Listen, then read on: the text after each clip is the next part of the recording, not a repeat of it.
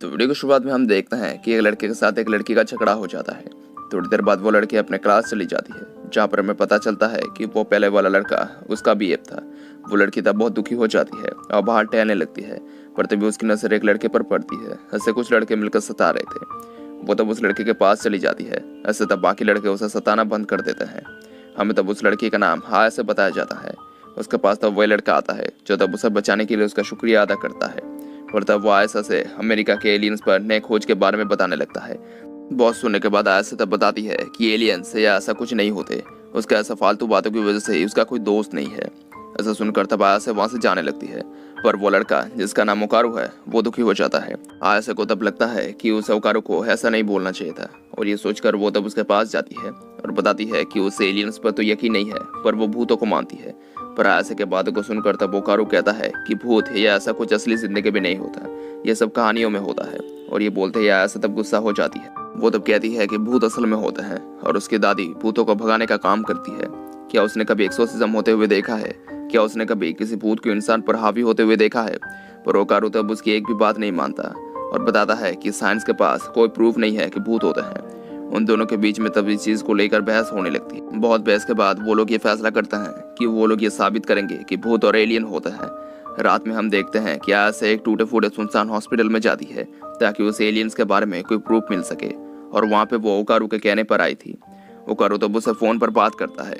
वो तब बताता है कि वहाँ पे एलियंस की UFO को देखा गया था, ऐसा कुछ लोग मानते हैं। पर आयशा को अगर कोई एलियन दिखा और उन्होंने उसे देख लिया तो वो लोग उसके शरीर पर बहुत से एक्सपेरिमेंट कर सकते हैं। आयशा तब ये सब सुनकर बहुत ही ज्यादा डर जाती है। दूसरी तरफ ओकारू एक सुनसान और भूतिया टनल के पास पहुंच चुका था ताकि वो भूतों को अपनी आंखों से देख सके, और आयशा के कहने पर ही वो उस जगह पर आया था। उस जगह को देखकर तब ओकारू सच में बहुत ज्यादा घबरा जाता है और बाहर से वो जगह बहुत ज्यादा खौफनाक लग रही थी। आयशा उसे तब बताती है कि लोग अक्सर ही वहाँ पे अजीब आवाज़ों को सुनते हैं। ऐसे सुनकर तो ओकारू और ज्यादा घबरा जाता है। वो तब गाना गाते हुए उस टनल के अंदर घुसने लगता है। ओकारू आयशा से पूछता है कि उसने कभी भी क्या किसी असली भूत को देखा है। इस पर आयशा बताती है कभी नहीं, और इसे सुनकर ओकारू थोड़ा हैरान होता है क्योंकि भूत ना देखे भी आयशा इतनी ज्यादा श्योर कैसे थी कि भूत होते ही है। आयशा तब कहती है कि उसकी दादी भूत भगाने का काम करती है। वो थोड़ी अजीब तो है, पर वो उनसे बहुत ज्यादा प्यार करती है। उसका कोई माँ बाप नहीं है और उसकी दादी ने ही उसे बड़ा किया है। भले ही वो अजीब है, पर कोई अगर उसका मजाक उड़ाए तो वो आयशा बर्दाश्त नहीं कर सकती। स्कूल में एक दिन एक लड़के ने उसके और उसकी दादी का मजाक बनाया था, और उस लड़के को आयशा पहले से ही पसंद करती। आयशा को इस चीज से गुस्सा नहीं आया था कि उस लड़के ने उसका मजाक उड़ाया था। उसे इस बात का दुख था कि उसने उसके दादी के बारे में क्यों कहा था। वो उसकी दादी और उनके काम से बहुत ज्यादा खुश थी क्योंकि वो और उनका काम अनोखा था, और इसलिए उसे भूत प्रेत पर यकीन है। ओकारू तब आयशा के बातों को सुनकर उस टनल के अंदर को देखने लगता है, पर तभी उसे वहाँ पे कुछ पैरों के निशान दिखता है, और उसी वक्त उसे एक तरफ से कुछ आवाज आने लगती है। वो जब उस तरफ टॉर्च करता है तब पहले तो उसे कुछ भी नहीं दिखता, पर जब वो पीछे मुड़ता है तब उसे एक असली बूढ़ी औरत का भूत दिखता है। उसे देखकर तब ओकारू बहुत ज्यादा डर जाता है और वहां से भागने लगता है, और आयशा को बताता है कि उसने अभी अभी एक बूढ़ी औरत को देखा है। वो तब ये मानने को तैयार ही नहीं होता कि वो कोई भूत है। आयशा तब समझ जाती है कि ओकारू किसी भूत से मिला है, इसलिए वो तब उसे भागने से मना करती है और बताती है कि अगर ओकारू उस बूढ़ी औरत से रेस में हार गया तो उसे श्राप लगेगा। पर ओकारू वहाँ पे ना रुकते हुए भागने लगता है, पर तभी वो आत्मा ओकारू का पीछा करने लगती है। वो तब उसके पास जाके उसे दबोच लेती है।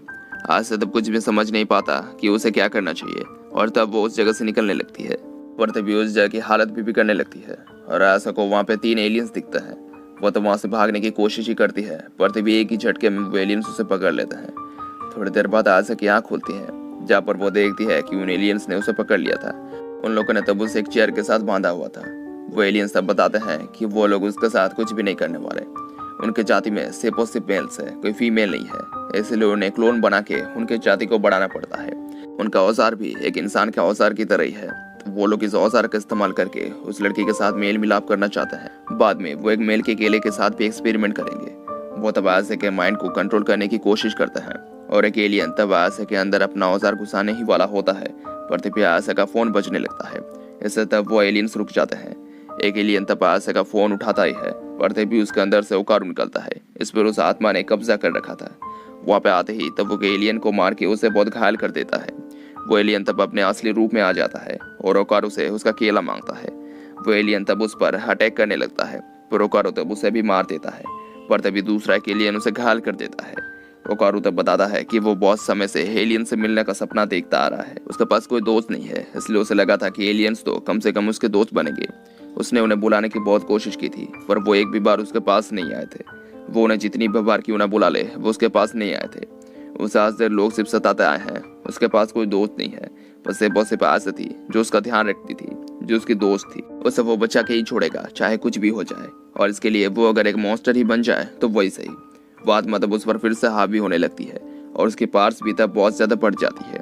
वो एलियन तब उस पर वापस अटैक कर देता है और उसे एक अटैक से ही तब ओकारू हालत खराब हो जाती है और वो हार मान लेता है।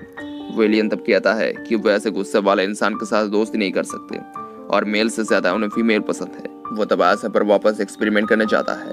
आशा को तब मानो कुछ याद आता है कि उनकी दादी ने उसे कहा था कि वो अगर किसी मुसीबत में फंस जाए तब वो उसके टेक्निक का इस्तेमाल करके उससे बच सकती है। पहले उसे अपने अंदर हवा भरनी है, यानी उसे अपने पेट के निचले हिस्से में हवा भरनी होगी और बाद में उसे ध्यान लगाना होगा। प्रिजन में आशा जब ऐसा करती है तब एक ही झटके में वो आजाद हो जाती है। ओकारू तब ये देखकर हैरान होता है कि आशा के पास साइकिक पावर्स भी है। आशा तब उस एलियन पर अटैक कर देती है। ऐसे वो दूर जाके गिरता है और उनकी शिप जिसमें सभी लोग थे वो भी तबाह होने लगती है। आशा तब वहाँ पे ओकारू को ढूंढने लगती है, पर तभी ओकारू उस पर हमला कर देता है, जो तब पूरी तरह से उस आत्मा के काबू में था। आशा तब उसे उसके होश में आने कहती है और वो तब अपने पार्ट्स का इस्तेमाल करती है। ऐसे तब ओकारू होश में आ जाता है, पर वो आत्मा तब बाहर आ जाती है। आशा तब देखती है कि ओकारू पर तब भी वो श्राप हावी था। वो आत्मा तब बताती है कि उस लड़के का केला उसके कब्जे में है और जब तक वो उसके पास है उस लड़के का श्राप कभी नहीं जाएगा। अगर उन्हें वो वापस चाहिए तो उन्हें उसे टनल में आना होगा। ये बोलकर वो तब वहां से चली जाती है, पर तभी उस शिप की हालत बिगड़ जाती है और वो क्रैश हो जाता है। वो दोनों तब वहां से किसी तरह से निकल जाते हैं। वहां पर तब उन दोनों को यकीन हो जाता है कि एलियंस और भूत सच में होते हैं। वो लोग तब उन सभी से बचने का कोई रास्ता निकालने लगता है और वहां से चले जाते हैं। और इसके साथ ही वीडियो खत्म हो जाता है। Thank you for watching.